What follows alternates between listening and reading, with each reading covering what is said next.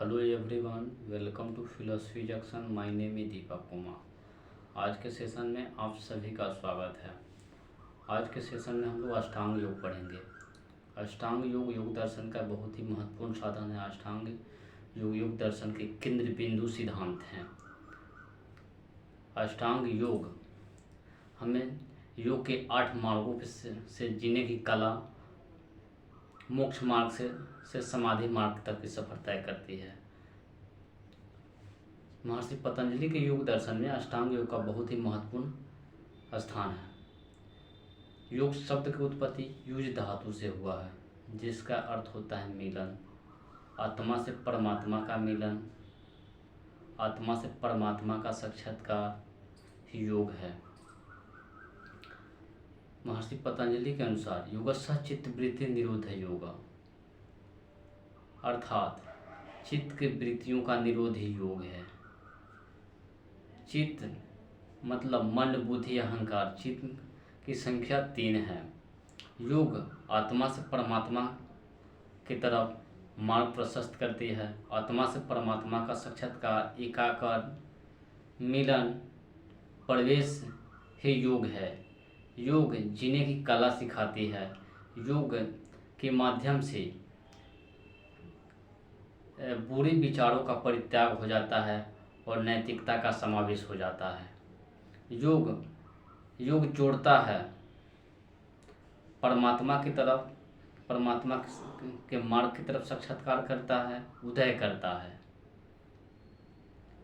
महर्षि पतंजलि के अनुसार अष्टांग योग के 8 साधन हैं, जो जीवन के प्रत्येक मार्गों से जुड़ती है। मोक्ष मार्ग से समाधि मार्ग तक की सफर अष्टांग योग के माध्यम से दैनिक जीवन को स्थापित करना, जीने की कला, जीवन की संयम प्रदान करती है। अष्टांग योग की संख्या 8 है। 1 नंबर यम, 2 नंबर नियम, 3 नंबर आसन, 4 नंबर प्राणायाम, 5 नंबर प्रत्याहार, 6 नंबर धारणा, 7 नंबर ध्यान, 8 नंबर समाधि। अष्टांग योग को 2 भागों में विभाजित किया गया है, एक में बहिरंग साधन और 2 में अंतरंग साधन।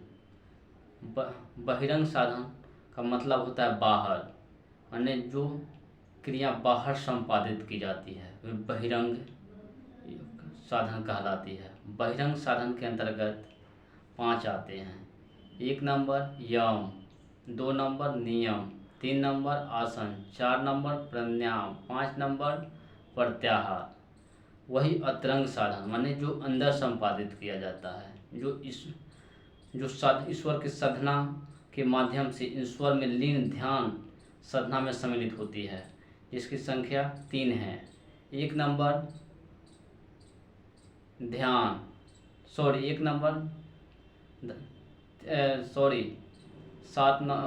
नंबर धारणा, 8 नंबर ध्यान, 6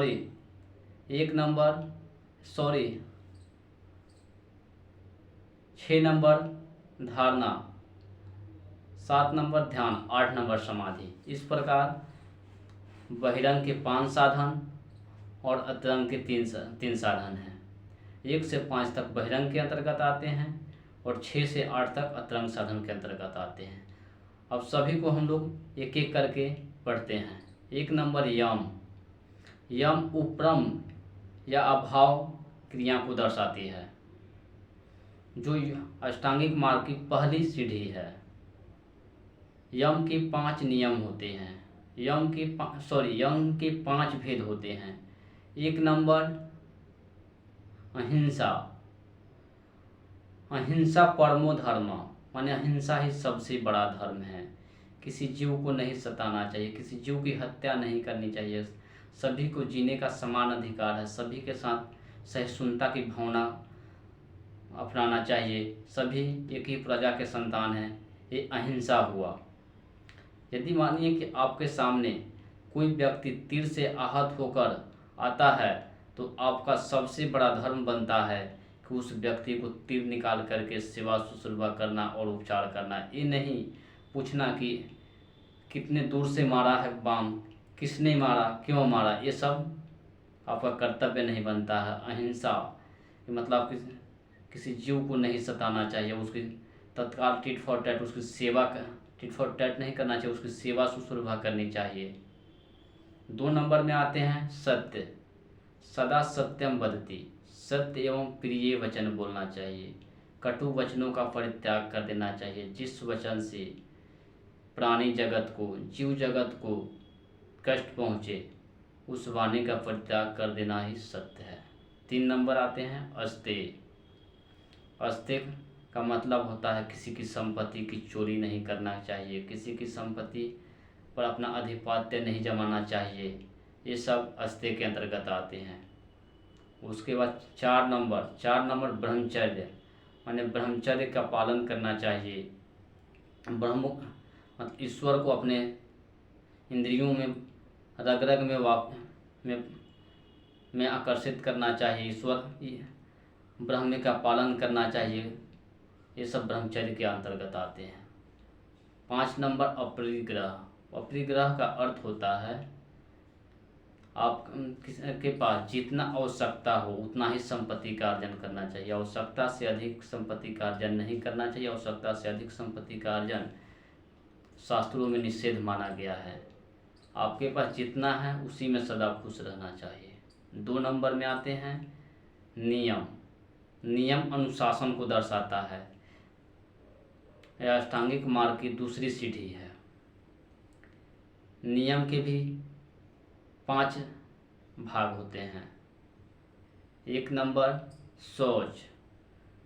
शौच का मतलब होता है साफ सफाई से है, अपने शारीरिक सफाई, निवास स्थान, स्वच्छता वातावरण से, स्वच्छता से ही शौच का संबंध है।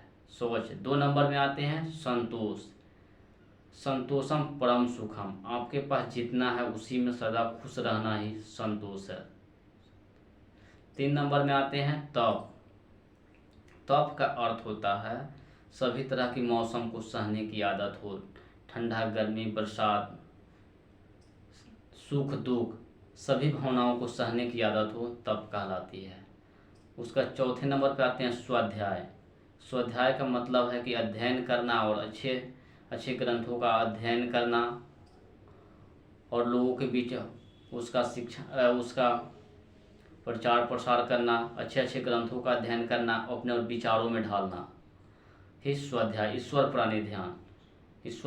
5 नंबर में ईश्वर प्राणी ध्यान का मतलब होता है कि ईश्वर के प्रति अपनी भावनाओं को समर्पित करना, ईश्वर को सब कुछ समर्पित कर देना। ईश्वर पालन करता है, संहार करता है, ईश्वर जगत के पालनहार हैं, ये सभी ईश्वर प्राणी ध्यान के अंतर्गत। 3 नंबर आसन।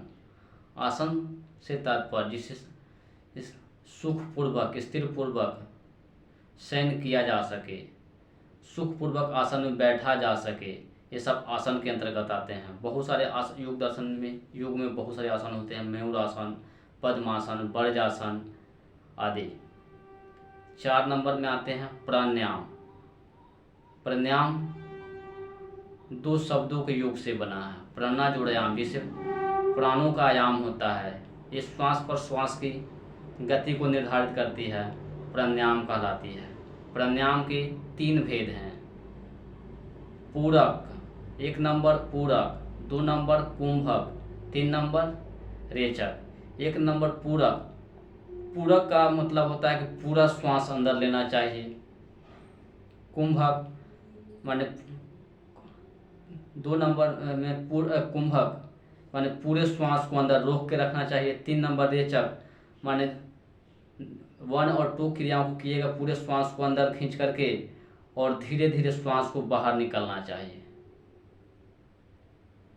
प्रत्याहार।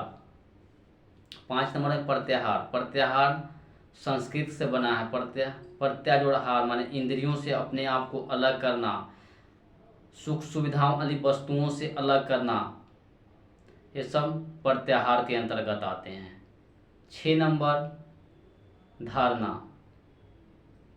धारणा का अर्थ होता है ध्यान लगाना, चित्त को जमाना, आपके जो प्रिय हों, जो इष्ट देवता हों, सांसारिक जो वस्तु में आपको प्रेम हो, विश्वास हो, आस्था, उस पर चित्त को जमाना। चित्त का मतलब कि एक अटक से देखना और अपने आप को ईश्वर को समर्पित कर देना।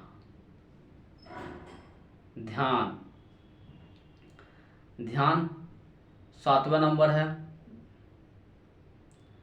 ध्यान ईश्वर की भक्ति भावनाओं पे ध्यान देना और अपने आप को ईश्वर के प्रति समर्पित कर देना, ईश्वर पे चित्त जमाना कि ईश्वर आप ही मेरे पालनहार स्वामी हैं, इसलिए आप मेरी नैया को पार लगा सकते हैं, आप मुझे जीवनदायिनी मोक्ष की प्रदान करें।